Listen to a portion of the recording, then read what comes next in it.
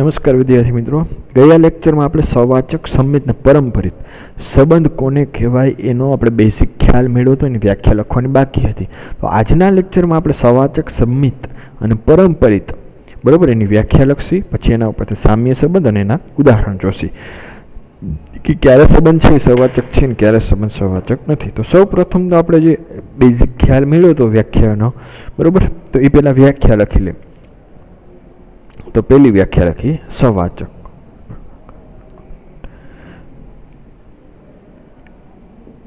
તો એના માટે સૌ પ્રથમ તો આપણે લખી લઈએ કે ગણ એક ફિક્સ રાખી દઈએ. ગણ એ પર વ્યાખ્યાયિત સંબંધ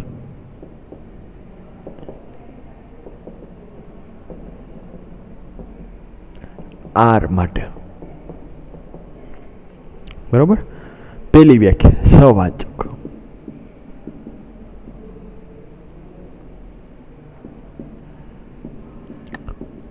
તો કે શું કે સવાચકતા પોતે પોતાની સાથે સંબંધ હોવો જોઈએ. જો પ્રત્યેક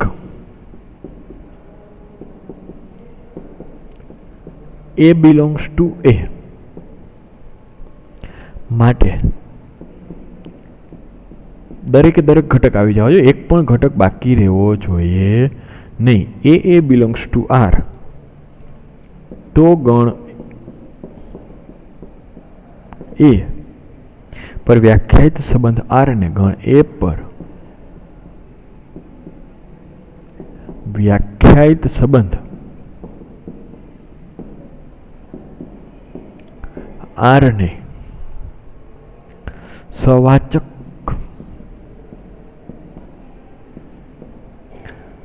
સંબંધ કહે છે. હવે એક ઘટક બાકી રહેવો જોઈએ નહીં. હમણાં ઉદાહરણ આપશે નંબર વાળા એટલે વધારે ખ્યાલ આવશે. બીજો સંમિતતા.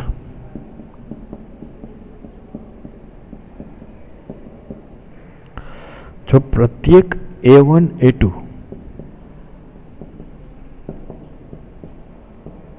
A1 A2 belongs to A માટે A1 A2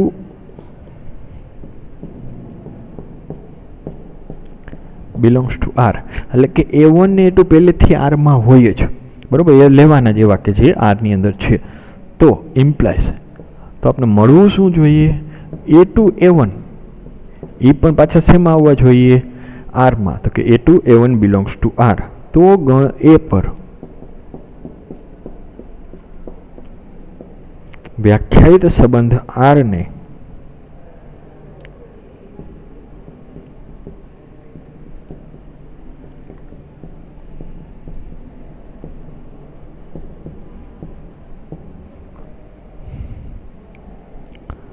સંમિત સંબંધ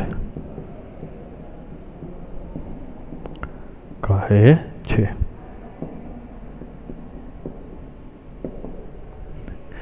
સંમિત થઈ ગયો, સવાચક સંમિત ને છેલ્લો સંબંધ પરંપરિત.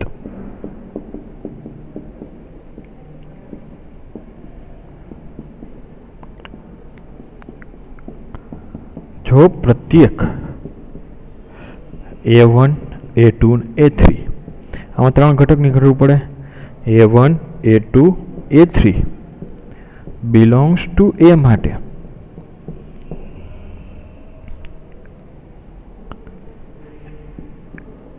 A1 A2 belongs to R તથા A2 A1 A2 A3 belongs to R implies વચલો હતો કોમન એ નીકળી જાય. A1 A3 belongs to જો R, તો ગણ એ પરના વ્યાખ્યાયિત સંબંધ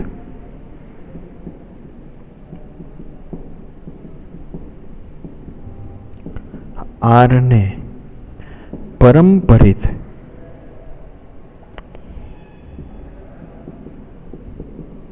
સંબંધ કહે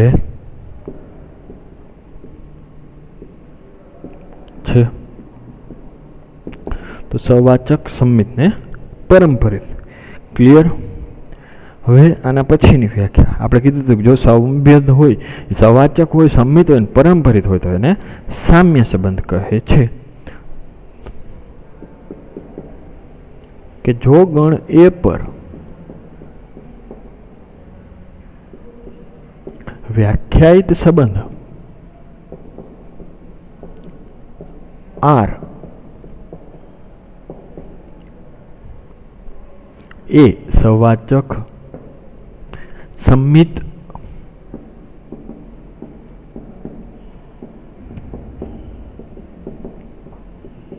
અને પરંપરિત હોય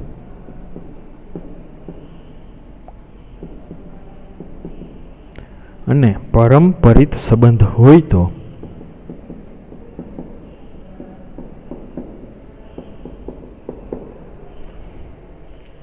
સંબંધ R ને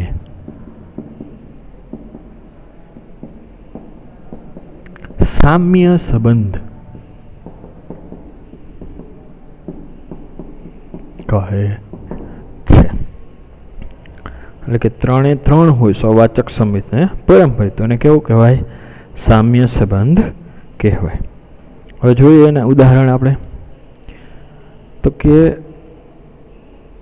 ઉદાહરણ નંબર 2, ઉદાહરણ નંબર 1 તો જોયું હતું આપણે. ઉદાહરણ નંબર 2 શું કહે છે? રકમ જોઈએ એની. જો ટી એટલે કે ગણ આપણો એ આપેલો છે, અહીંયા ટી નામ આપ્યું છે, એ સમતલમાં આવેલા બધા ત્રિકોણોનો ગણ હોય. ટી એ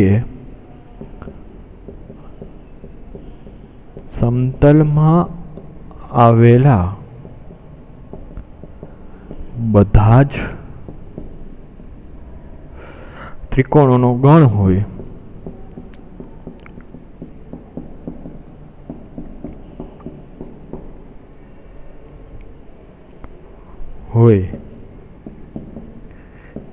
અને R એ સંબંધ એટલે કે રિલેશન, R એ ટી પરનો સંબંધ. કેવો સંબંધ? તો એ આપણે આપેલો જોઈએ રકમમાં. ટી પરનો સંબંધ હંમેશા જે પ્રકારનો સંબંધ હશે રકમમાં આપેલો જ છે કે R બરાબર એવા બધા T1 અને એવા બધા T2 કે જ્યાં T1 એ T2 ને એકરૂપ છે.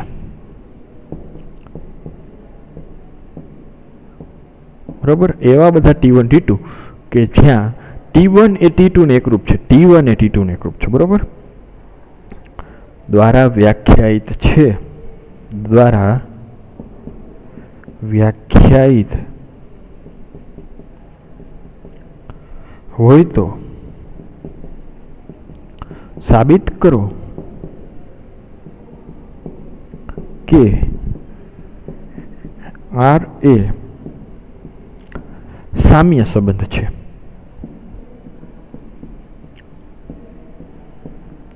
મતલબ R સામ્ય સંબંધ છે એવું સાબિત કરવાનું છે. તો સામ્ય સંબંધ ક્યારે કહેવાય? તો ખ્યાલ હોવો જોઈએ. જો સામ્ય સંબંધ હોય તો એ સવાચક હોય, સંમિત હોય, પરંપરિત. મતલબ કે આપણે જે અત્યારે હમણાં જે પણ વ્યાખ્યા એ બધી અભ્યાસ કર્યો, બધી વ્યાખ્યાનો અમલ થઈ જશે, એમાં ઉપયોગ થઈ જશે. કઈ રીતે? તો સંબંધ કેવો આપ્યો છે? એવો તો ટી આપ્યો છે. ટી એટલે એવા કે સમતલમાં જેટલા પણ બધા ત્રિકોણ આપ્યા હોય ને બધા ત્રિકોણો કીધા. ધ્યાનથી સમજવાનું હોય પહેલાં એક્ઝામ્પલ. એટલે બધા સમતલ આવી ગયા. હવે આ એ બધા સમતલોનો ત્રિકોણો તમે એમ કર્યું, હાલો કે આ બધા ત્રિકોણ છે આ સમતલમાં આવેલા, બધા આવી ગયા. એની અંદર એકરૂપ ને બધા એ પ્રકારના જેટલા પણ હોય, બરાબર, બધા ત્રિકોણો આવી ગયા, કાટકોણ ત્રિકોણ આવી ગયા. હવે એની ઉપર R કેવા? એને આમાંથી એવા ખાલી સ્પેશિયલ લેવાના કે T1 અને T2 એવા બધા સમતલમાંથી T ક્રોસ T આપણે કરશી. બરાબર? કાર્ટેશિયન પ્રોડક્ટ કરશી. કાર્ટેશિયન પ્રોડક્ટ ઉપરથી એનો ઉપગણ લીધો R. બરાબર? કેવો ઉપગણ? કે જ્યાં T1 એ T2 ને એકરૂપ હોય. T1 એ T2 ને એકરૂપ. એકરૂપ એટલે બંને સરખા દેખાય, સરખા હોય. T1 એ T2 ને એકરૂપ હોય. હવે સામ્ય પેલો સંબંધ સવાચક. સવાચકમાં શું કહે? પોતાને પોતાની સાથે. હવે કોઈ પણ હોય, ઉદાહરણ તરીકે તમે ને તમે એક સરખા જ લાગો, અરીસામાં જુઓ તો એકને એક સરખા જ લાગો, તમે જેવા છો એવા જ રહેવાના. એટલે હંમેશા પોતે પોતાની સાથે હોય. એટલે કોઈ પણ ત્રિકોણ હશે એ પોતે પોતાને એકરૂપ તો હોવાનો જ છે. એટલે કે T1 T1 belongs to R તો હોવાનો, કારણ કે પોતે ને પોતે બધા એના સાઈડ જોવો, ત્રિકોણ હોય તો ત્રિકોણની લંબાઈ જોવો બધી સરખી હોય, બધી બાજુની લંબાઈ સરખી આવશે, બધા ત્રિકોણના ખૂણા હોય પોતાના માટે તો પોતે પોતાને એકરૂપ તો હોવાનું જ. બીજું સવાચક, પછી સમિત માટે શું કહે, T1 જો T1 એ T2 ને એકરૂપ હોય એવું પેલા આપણે શું શીખવાશે, T1 T2 belongs to R, એટલે લેસી શું T1 એ T2 ને એકરૂપ છે એવું સ્વીકારવાનું. ધારો કે T1 T2 belongs to R, એ જો એક મિનિટ કામ કરી એ આવે ત્યારે જોઈએ આપણે. તો પહેલાં સવાચક માટેનો ખ્યાલ આવી ગઈ. તો પેલું લખી લઈએ આપણે, પ્રત્યેક ત્રિકોણ પોતાને એકરૂપ હોય. સોલ્યુશન તો કે પ્રત્યેક ત્રિકોણ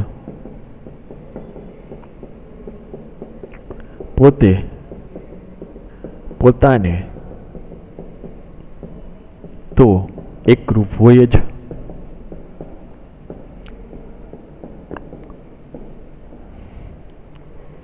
તેથી સંબંધ R એ સવાચક છે. તેથી R એ સ્વવાચક સંબંધ છે. પેલું કામ કરી. હવે બીજા માટે આપણે શું કરીશું, સવાચકનું થઈ ગયું. હવે સમિત માટે આપણે શું કરી, ધારો કે T1 T2 belongs to R, આ લેવાનું આપણે T1 અને T2 શેમાં છે, R ની અંદર છે.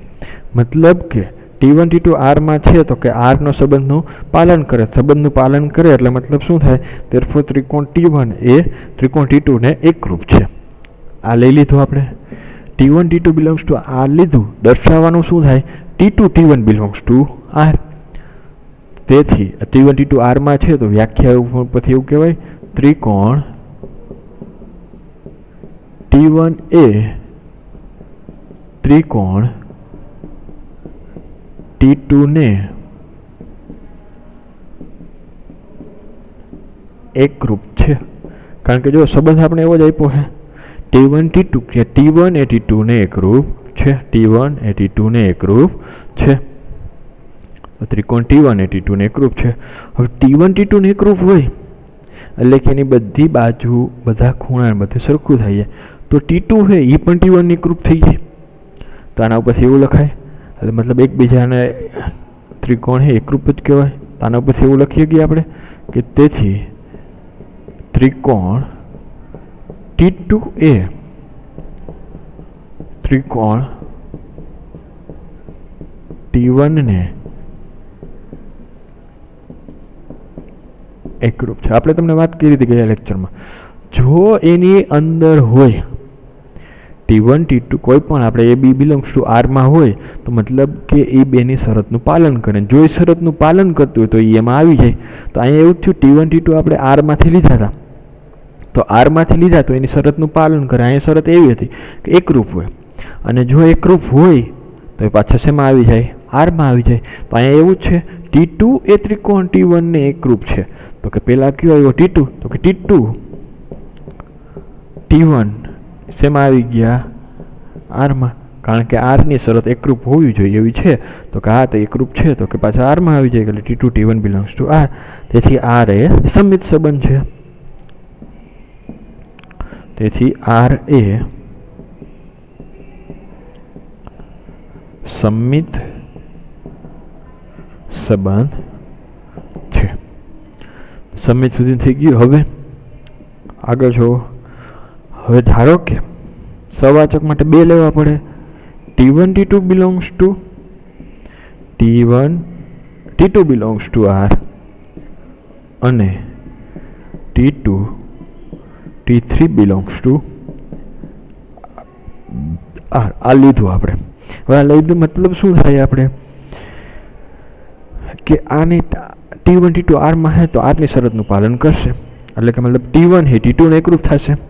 T2 T3 R માં હે તેથી T2 એ પણ T3 ને એકરૂપ થશે. હવે T1 T2 ને એકરૂપ છે, T2 T3 ને એકરૂપ છે, તો ડાયરેક્ટલી આપણે એવું કહી શકીએ કે T1 એ T3 ને પણ એકરૂપ થાય. તો બસ એ જ લખવાનું છે. તો કે ત્રિકોણ T1 એ T2 ને એકરૂપ છે અને T2 એ T3 ને એકરૂપ છે. કારણ કે R માં છે તો આરને શરત ઉપરથી લખી કે તેથી ત્રિકોણ T1 એ ત્રિકોણ T2 ને એકરૂપ છે. અને બીજું આપણે એવું હોતે લીધું આપણે કે T2 T3 belongs to R અને ત્રિકોણ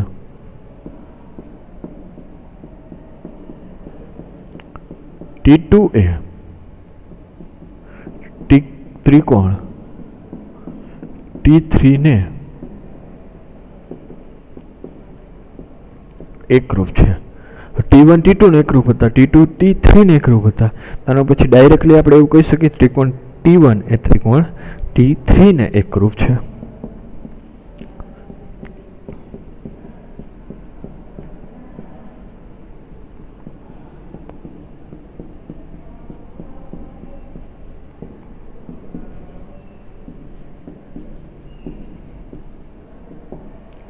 T1 એકરૂપ, T2 T3 એકરૂપ, બધા બે એકરૂપ થઈ ગયા. તો કે R માટેની R ની અંદર આવવા માટે શરત જ આવી હતી કે બેને એકરૂપ હોય તો આવી શકે. તો કે T1 T3 belongs to R.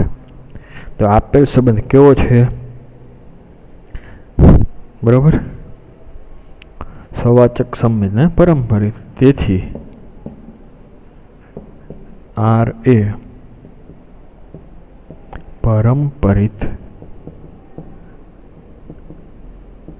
સંબંધ છે. સવાચક, સંમિત ને પરંપરિત ત્રણેય હોય તો આપેલ સંબંધ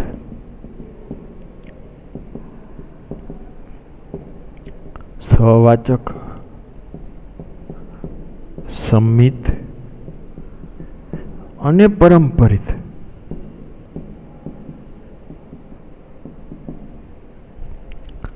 સંબંધ હોવાથી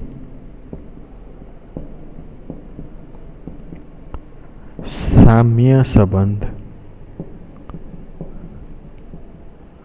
છે. તો આ એક્ઝામ્પલ એક પૂરું થયું તો તમને બધાને ખ્યાલ આવી ગયો છે સવાચક, સંમિત ને પરંપરિત કોને કહેવાય, કઈ રીતે એનો ઉપયોગ થાય અને સામ્ય સંબંધ એટલે શું. બરોબર, આટલું ક્લિયર. હવે થોડુંક હરવું, થોડુંક એવું એક એક્ઝામ્પલ જોઈએ. 3 બાકી જ છે, આપણે 3 પછી કરશે. પહેલા ઉદાહરણ નંબર 4, કારણ કે નકામ એક પછી આમ લોડ લાગી જશે થોડુંક. તો કે ઉદાહરણ નંબર 4, ઉદાહરણ નંબર 3 આપણે પછી ગણ્યો. તો કે 4 નંબર શું કહે છે? સાબિત કરો કે ગણ 1 2 3 પર વ્યાખ્યાયિત સંબંધ. સાબિત કરો કે ગણ 1 2 3 પર વ્યાખ્યાયિત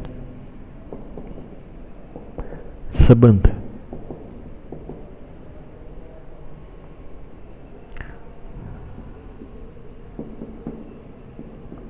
R, સોરી, ઓકે, આ રકમ બીજી જોવાઈ જાય છે.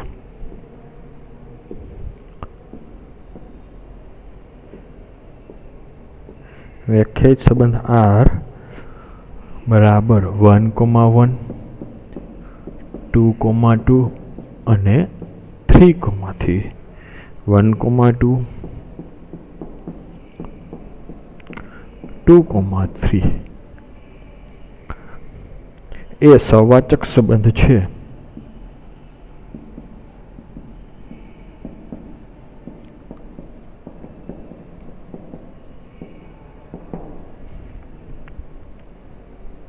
પરંતુ સંમિત કે પરંપરિત નથી. પરંતુ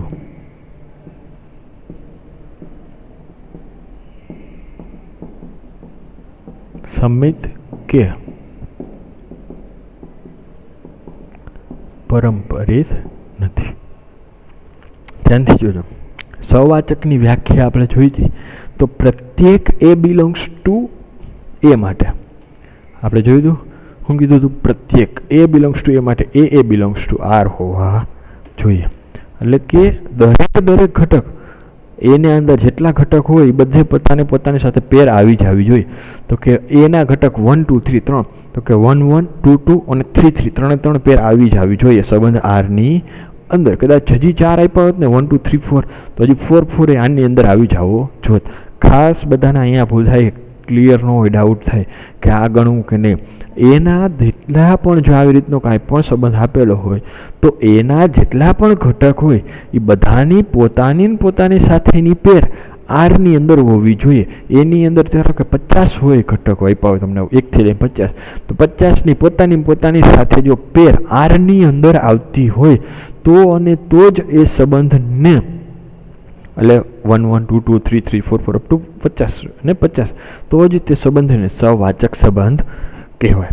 પહેલાં સહવાચક માટે આટલું ક્લિયર? ઓકે, તો લખી જોઈએ આપણે અહીં સોલ્યુશન. તો કે કઈ પેર બનશે? અહીં 1 1 2 2 અને 3 3 સંબંધ R માં આવેલ છે.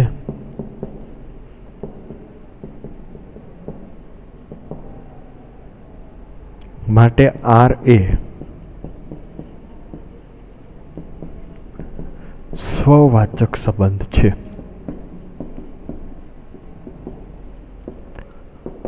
ક્લિયર? આટલું સ્વવાચક. હવે સંમિત કે પરંપરિત માટે આપણે શું કરવાનું? કોઈ પણ એક ઘટક લેવાનો R માંથી અને એનો ઊંધો ઉલટો એમાં દેખાડવાનો. એટલે કે ઉદાહરણ તરીકે હવે R માં G આપ્યા હોય એના ઉપર પ્રયોગ થશે. હવે તો કે R ની અંદર એવો ઘટક લેવો જેમ કે તમને એવું લાગે પેલા એમ કે હાલો 1 1 લઈ લે તો 1 1 નું ઉલટું તો કે 1 1 2 2 2 2 3 3 3 3. પરંતુ આપણે તો એવું કીધું કે સંમિત નથી તો એવો એક ઘટક મળશે R માંથી કે જેની ઊંધું ઉલટું એમાં હોય નહીં. એટલે કે જો A ને B સાથે સંબંધ હોય તો B ને A સાથે પાછો કોઈ સંબંધ હોય નહીં. હવે આગળ લખશે તો કે જો અહીંયા 1 2 છે, 1 2 એ R ની અંદર છે પરંતુ 2 1 એ R ની અંદર નથી. તો કે અહીંયા 1 2 belongs to R, બરોબર? ધારો કે 1, પરંતુ આનું ઊંધું એટલે કે 2 1 does not belongs to R. જો પરંપરિત સંમિત માટે આપણે એવું જ કીધું હતું ને, સંમિત માટે કે એ બી જો R માં હોય તો બી એ પણ R માં હોવું જોઈએ. તો કે અહીંયા 1 2 R માં છે પરંતુ 2 1 does not belongs to R, બરોબર? તેથી R એ સંમિત સંબંધ નથી.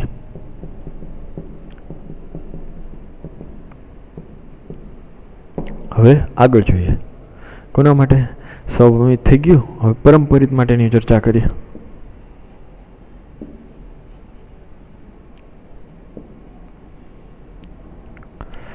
તો કે અહીંયા હવે એવા જો હવે પરંપરિતની ચર્ચા કરવી હોય તો એવા બે ઘટક લેવા જોઈએ કે પેલો જે તમે ક્રમયુક્ત જોડ લીધી હોય એનો બીજો ઘટક અને બીજી ક્રમયુક્ત જોડનો પેલો ઘટક બે સમાન હોવા જોઈએ. ખ્યાલ આવ્યો શું કીધું? તમે ક્રમયુક્ત જોડ જે કાંઈ પણ લીધી હોય એનો બીજો ઘટક અને બીજી ક્રમયુક્ત જોડનો પેલો ઘટક. એટલે કે ઉદાહરણ તરીકે જો હું 3 5 લઉં એક ક્રમયુક્ત જોડ, તો બીજી મારી ક્રમયુક્ત જોડનો પહેલો ઘટક, અહીંયા જો પહેલી ક્રમયુક્ત જોડનો બીજો ઘટક કેટલા છે? 5 છે. તો મારે બીજી ક્રમયુક્ત જોડનો પહેલો ઘટક હંમેશા 5 જ હોવો જોઈએ. પછીના ઘટકની આપણે ચર્ચા કરીશું આગળ શું આવે એ ગમે હોય, બરોબર? ખ્યાલ આવ્યો? તો આમાંથી મારે R માંથી એવા જ બે ઘટક લેવાના જેનો ઓનો પૂરું થાય ત્યાંથી જ પાછું ઓલો ચાલુ થતું હોય. તો અહીંયા 1 2 જો એક છે 1 2 અને 2 3, બરોબર? અહીંયા 1 2 belongs to R અને 2 3 belongs to R. એટલે કે 1 2 R માં છે, 2 3 પણ R માં છે. પરંતુ જોઈએ એટલે કે આપણે શું કીધું છે પરંપરિતમાં A B belongs to R, B C belongs to R. તો A અને C એટલે કે પેલા અને છેલ્લાને ડાયરેક્ટ એટલે કે આ 1 અને આ 3 એ બેને સંબંધ હોવો જોઈએ. એટલે કે 1 3 મારી R માં આવવી જોઈએ. તો કે જો 1 3 R માં ક્યાંય છે? તો કે 1 3 પણ આરમાં છે નહીં, અને આ બે બંનેમાં જે સામાન્ય હતા એ નીકળી જાય, બરાબર. પરંતુ 1 3 બંને આનાથી does not belongs to R. તેથી આર એ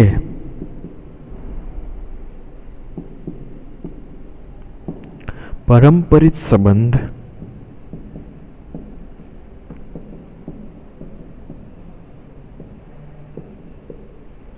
નથી.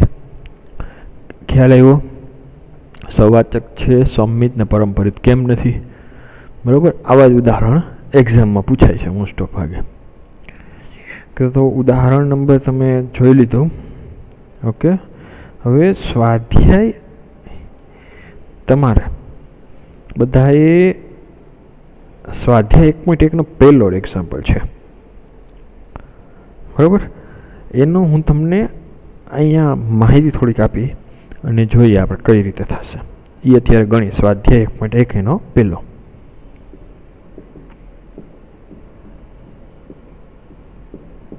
બાકી મને ખ્યાલ છે 3 પછી 5 નહીં બાકી છે એ પછી આપણે કરશું નેક્સ્ટ લેક્ચરમાં. પહેલું શું કહે કે નીચે પહેલા સ્વાધ્યાય રકમ કે નીચે આપેલા સંબંધો પૈકી પ્રત્યેક માટે સવાચક સમેત પરંપરિત છે કે નહીં તે ચકાસો. તો પહેલા માટે જોઈએ. પહેલા માટે ગણ એ આપેલો છે 1 2 3 અપ ટુ 14 સુધીના આપેલા છે, 13 14 પર વ્યાખ્યાયિત સંબંધ. એના પરનો વ્યાખ્યાયિત સંબંધ કયો આપેલો છે? આર. એટલે કે આર શું કહે છે? આર બરાબર એવા બધા એક્સ વાય કે જ્યાં 3x - y બરાબર 0. હવે જો આજે તમને આપેલું એને આપણે લખવું હોય તો લખી શકીએ સોલ્યુશન. અહીંયા એટલે આર કેવો થશે તો કે y બરાબર 3x લખાય. આર એટલે y બરાબર 3x - y બરાબર 0, તો y બરાબર 3x. અહીંયા આર બરાબર એવા બધા એક્સ વાય લેવાના કે જ્યાં y બરાબર શું હોય 3x, અને એક્સ વાય બિલોંગ્સ ટુ પાછા શેમાંથી હોવા જોઈએ? આરમાંથી હોવા જોઈએ. તો શરૂઆત કરીએ આપણે આજે ગુણધર્મની રીતે આપેલું છે એને યાદીની રીતે લખીએ આપણે સંબંધ આરને. તો શું મળે? શરૂઆતમાં પહેલું સ્ટેપ તમારે આ જ રીતે કરવાનું. જો તમને ગુણધર્મની રીતે આપેલું હોય તો ટ્રાય કરવાની યાદીની રીતે લખવાનું, લખાઈ જાય. પછી કારણ કે યાદીની રીતે તમે લખી નાખો ને તો નંબર જેવું આવી જશે અહીંયા, તો તમને વધારે ખ્યાલ આવશે કે 1 2 છે, 2 1 નથી, પછી 1 3 1 3 3 4 એમાં હે તો 1 2 એનું કાઢશી તો 1 4 મળે. તો એ સવાચક સમિત પરંપરિત થાય કે નહીં? તો જોઈએ અહીંયા તો કે આર બરાબર ક્યાં ક્યાં મળશે?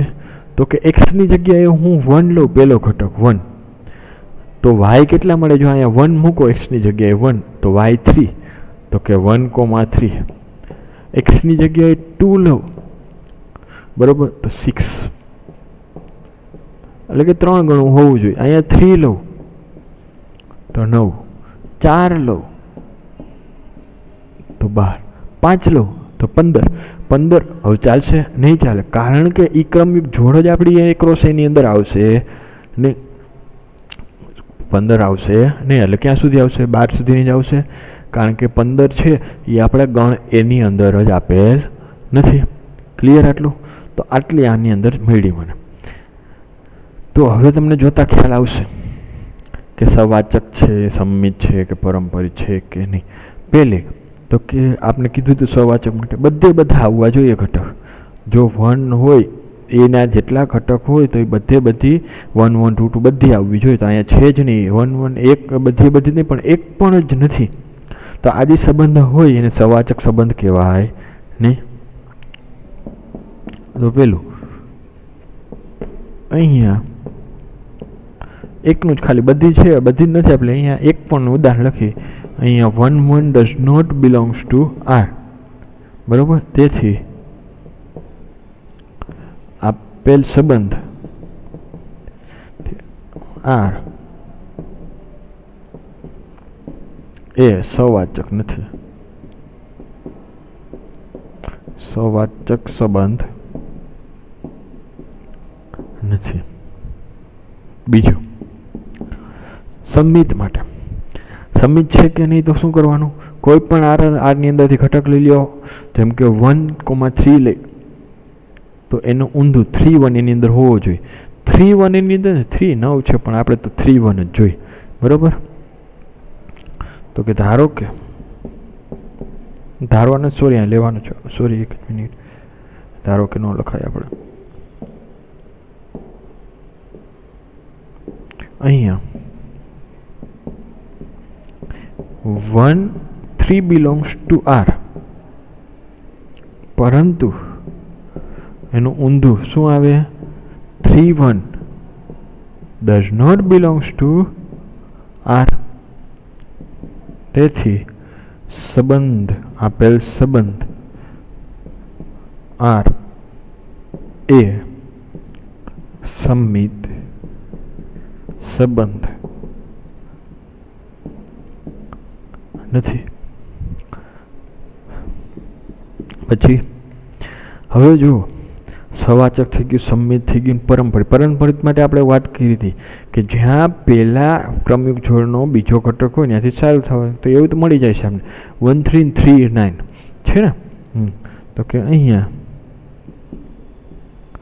1 3 જો એવું ન મળે તો ડાયરેક્ટ લખી જ નાખવાનું કે અહીંયા પરંપરિત સંબંધ નથી. 1 3 belongs to R અને 3 9 belongs to R, પરંતુ આ બંનેનું અડી એટલે શું મળે, 1 9 does not belongs to R. therefore આપેલ સંબંધ એટલે કે આપેલ R એ સવાચક સમિત ને પરંપરિત સંબંધ નથી. ક્લિયર આટલું, સવાચક સમિત ને પરંપરિત. તો જો હવે આ આવડી જાય તમને તો આના જેવો જ આપણો ઉદાહરણ આનામાં બીજું પ્રાકૃતિક સંખ્યાના ગણ n પર વ્યાખ્યાયિત સંબંધ. એમાં શું કીધું, x y જ્યાં y બરાબર x+4 અને x ની સંખ્યા 4 કરતાં નાની, 4 કરતાં નાની પ્રાકૃતિક સંખ્યાઓ લ્યો તો 4 કરતાં નાની પ્રાકૃતિક સંખ્યાઓ કઈ આવે, 1 2 અને 3. તો કે 1 લેશો તો એમાં 5 ઉમેરી દો, 6 એટલે 1 6, 2 લ્યો 5 ઉમેરી દો, 3 લ્યો 6, બરોબર, 3 લ્યો તો એમાં 5 એટલે 5 8. એવી તમને ક્રમિક જોડ મળશે. બસ ચેક કરવાનું તમારે એ સવાચક સમિત પારંપરિક છે કે નહીં. તો બીજો જે રહ્યો પ્રાકૃતિક સંખ્યા સ્વાધ્યાય 1.1 પહેલાનો બીજો પ્રાકૃતિક સંખ્યાઓના ગણ n પર વ્યાખ્યાયિત સંબંધવાળો, બરાબર, અને પછીનો જ એ તમારે હોમવર્કમાં કરવાનો છે. તો અહીંયા સુધી બધાને ક્લિયર હશે, કમ્પ્લીટ, બરાબર. નેક્સ્ટ લેક્ચરમાં આપણે આગળ અભ્યાસ કરીશું, જેવું આગલા ઉદાહરણ બાકી છે એ ગણીશું. Okay, thank you.